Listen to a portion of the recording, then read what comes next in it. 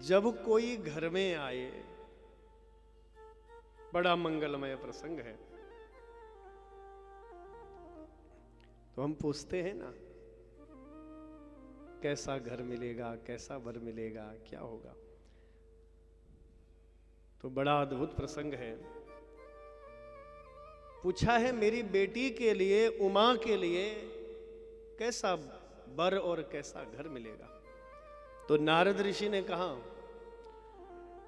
योगी योगी नग्नो अगुणो अकामी, योगी नग्नो अगुणी अकामी, मातृतात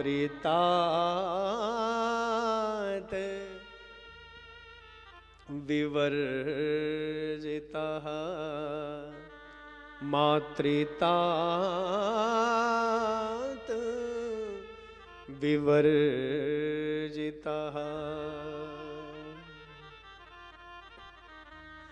अमानो अशिव वेशस्य, अमानो अशिव वेशस्य, पतिरस्या किलेदृश, पतिरस्या किलेदृशा, पतिरस्या किलेदृशा। बोले पति कैसा होगा इसका? योगी नग्नो अकामी, योगी होगा, नग्न होगा, अकामी, जिसको काम करने को कोई इच्छा ही नहीं होगी। योगी होगा, नग्न होगा, अकामी होगा, और मातृतात विवर्जिता, जिसकी न माता का पता होगा न पिता का पता होगा। बोलो हर हर गंगे। मातृतात विवर्जिता, अमानो अशिव वेशस्या, अमानी, जिसको मान सम्मान से कोई लेना देना नहीं होगा, अमानी। अशिव वेशस्य, जिसका वेश कैसा होगा? अशिव। अशिव कहते हैं अमंगल। देखो शिव का अर्थ होता है मंगलकारी, कल्याणकारी, और अशिव वेशस्य यानी अकल्याणकारी होगा, कल्याणकारी नहीं होगा, अमंगलकारी होगा, ऐसा जिसका बड़ा भयंकर रूप होगा। रामचरितमानस में भी बाबा कह रहे हैं ना, जोगी जटिल अकाम मन, नगन अमंगल वेश, अस स्वामी यही कह मिली, परिहस्त वसी रेख, परिहस्त वसी रेख। इसके हाथ पर रेखाएं ऐसी पड़ी हैं, योगी होगा, नग्न होगा, अकामी होगा, मातृतात विवर्जिता, न मां न पिता का पता होगा। ऐसा अब तो माता पिता रोने लगे। जिस मां और जिस पिता को ऐसा पता लग जाए कि ऐसा वर मिलेगा, जिसकी काम करने की कोई इच्छा ही नहीं होगी, है? अमंगल वेशधारी होगा, क्यों? जिसके मां और पिता का पता ही नहीं होगा, तो माता पिता दुखी होंगे ना। हे बाबा ऐसा मत करो, नारद जी के पैर पकड़ लिए, गुरुदेव ऐसा न कहो। माता पिता रोने लगे, ये क्या भाग्य लेकर आई हमारी बिटिया। अब नारद जी ने कहा, मैया आप घबराओ नहीं, ये जो मैंने आपको बताया है ये महादेव के लक्षण है, देवादिदेव महादेव के लक्षण है। यदि तुम्हारी बिटिया महादेव का कठोर तप करेगी तो अवश्य ही महादेव जैसे वर उनको प्राप्त होंगे, महादेव जैसे वर उनको प्राप्त होंगे। क्योंकि ये जो लक्षण मैंने कहे हैं, ये लक्षण स्वयं महादेव के हैं। तो मैया ऐसा करो, आप अपनी बेटी को महादेव की तपस्या के लिए प्रेरित करो। तो माता मैना रानी नारद ऋषि की आज्ञा को शिरोधार्य करके अपनी बिटिया के पास आई हैं। और बंधुओं, माता भगवती जगजननी है, वो तो सब जानती हैं। आप देखिए, जगत मातु सर्वज्ञ भवानी, जगत मातु सर्वज्ञ भवानी, जगत मातु सर्वज्ञ भवानी, जगत मातु सर्वज्ञ गाइए भवानी, मातु सुखद बोली मृदु वाणी, मातु सुखद बोली मृदु वाणी, मातु सुखद बोली मृदु वाणी, मातु सुखद बोली मृदु वाणी, जगत मातु सर्वज्ञ भवानी, जगत मातु सर्वज्ञ भवानी, जगत मातु सर्वज्ञ भवानी, जगत मातु सर्वज्ञ भवानी, मातु सुखद बोली मृदु वाणी, मातु सुखद बोली मृदु वाणी, मातु सुखद बोली मृदु वाणी, मातु सुखद बोली मृदु वाणी। माँ भगवती जगजननी सब जानती है। और मैया मैना रानी जैसे ही मैया के पास आई है तो माता स्वयं ही कहने लगी, बोले मैया मैंने एक सपना देखा है। मेरी माँ भगवती जगदम्बा पार्वती, माता मैना के कहने से पहले ही मेरी महारानी ने कह दिया, माता जी मैया मैंने एक स्वप्न देखा है। सुनहि मातु मैं, सुनहु मातु मैं दीख अस, सपन सुनावहूं तो ही। हे मैया, जो मैंने स्वप्न देखा है वह स्वप्न में आपको बता रही हूं। सुनहि मातु मैं दीख अस, सपन सुनावहूं तो ही। सुंदर गौर सो विप्रवर,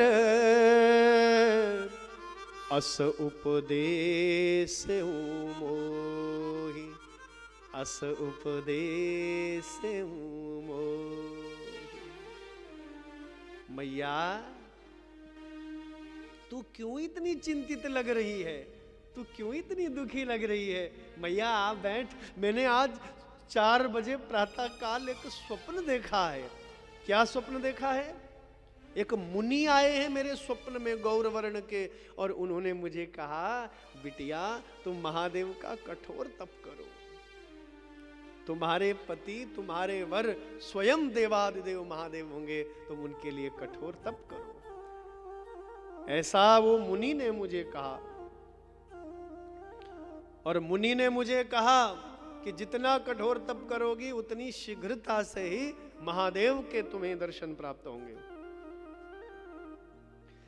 तप बल रचहि प्रपंच विधाता, तप बल रचहि प्रपंच विधाता, तप बल रचहि प्रपंच विधाता, तप बल रचहि प्रपंच विधाता। तप बल विष्णु सकल जग त्राता।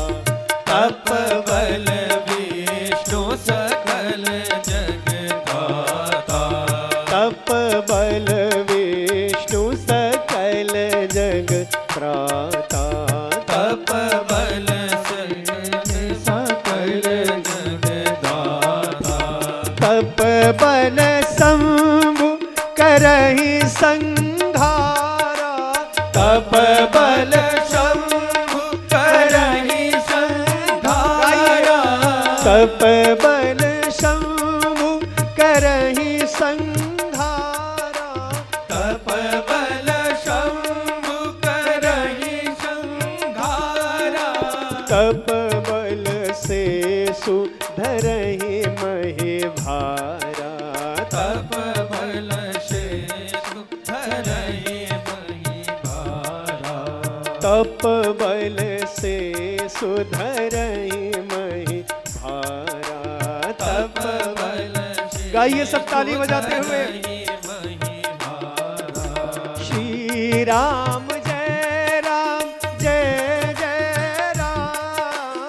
श्री राम जय राम जय जय राम।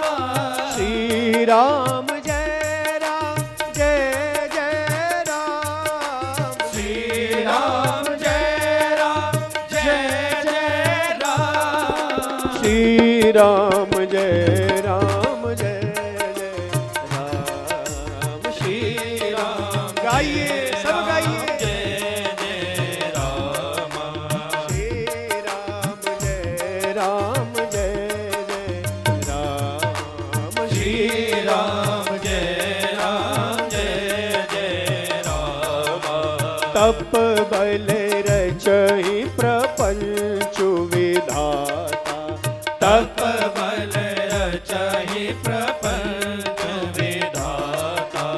तप बल विष्णु सकल जग त्राता। तप बल विष्णु सकल जग दाता। तप बल शंभु करहि संघारा। तप बल शंभु करहि संघारा। तप बल शंभु करहि संघारा। तप बल शंभु करहि संघारा। तप बल से सुधरहि महि भारा। तप बल से सुधरहि संघारा। तप बल से सुधरहि महि भारा। तप बल से सुधरहि महि भारा। पार्वती महारानी कह रही है, मैयारी तू क्यों दुखी लग रही है, आ मेरे निकट बैठ। मैया आज सुबह सुबह मैंने स्वप्न देखा है, एक गौर वर्ण के महात्मा मेरे स्वप्न में आए हैं और उन्होंने मुझे कहा है तप बल रचहि। तप के प्रभाव से ही ब्रह्मा इस ब्रह्मांड को रचते हैं। और भगवान विष्णु जो जगत के जो भवत्राता हैं वो भी तपस्या का ही फल है। तप बल शंभु करहि संहारा, और तपस्या का ही बल है जो महादेव महाप्रलय करते हैं। और तपस्या का ही प्रभाव है जब शेषनाग जी अपने मस्तक पर माता पृथ्वी को उठाते हैं, ये तपस्या का ही फल है। इसलिए मेरी मैया ऋषि ने मुझे कहा, बाबा ने मुझे कहा तुम तपस्या करो। और मैया यदि तुम्हारी आज्ञा है तो क्या मैं महादेव की तपस्या करूं? मैया तो यह सुनकर के बड़ी स्तब्ध रह गई है। वो जग जननी है ना, माता के बिना कहे ही हृदय की बात माता क्या कहना चाहती है वो मेरी माँ भगवती माँ समझ गई। तो आइए, बड़ा अद्भुत प्रसंग रामायण में मेरी महारानी बड़ा कठोर तप करती है। कहते हैं 1000 वर्ष तक जो है मेरी महारानी ने कंदमूल फल खाए, फल और कंदमूल फलों को खा करके 1000 वर्षों तक बड़ा कठोर तप किया। इसके बाद 100 वर्षों तक मेरी महारानी ने केवल जल और वायु का आहार लिया।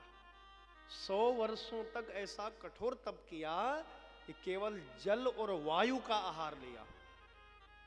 और कुछ वर्षों तक कहते हैं कि 3000 वर्षों तक जो है, 3000 वर्षों तक मेरी महारानी ने क्या किया बंधुओं, जो पत्ते, बिल्व पत्र के पत्ते या कोई जड़ी बूटियों के, औषधियों के पत्ते जो भूमि पर गिरते हैं, उनको उठा करके माता खाती। 3000 वर्षों तक, ऐसा रामचरितमानस में लिखा है, 3000 वर्षों तक मेरी महारानी ने कठोर तप किया। और मेरी महारानी को उस दिन से कहते हैं अपर्णा। बोले अपर्णा मैया की। 3000 वर्षों तक केवल पत्ते खाए हैं, सूखे पत्ते, बिल्व पत्री के सूखे पत्ते खाए या औषधियों के सूखे पत्ते खाए, इसलिए मेरी महारानी का नाम पड़ा अपर्णा। अपर्णा नाम आपने सुना होगा अवश्य, अपर्णा।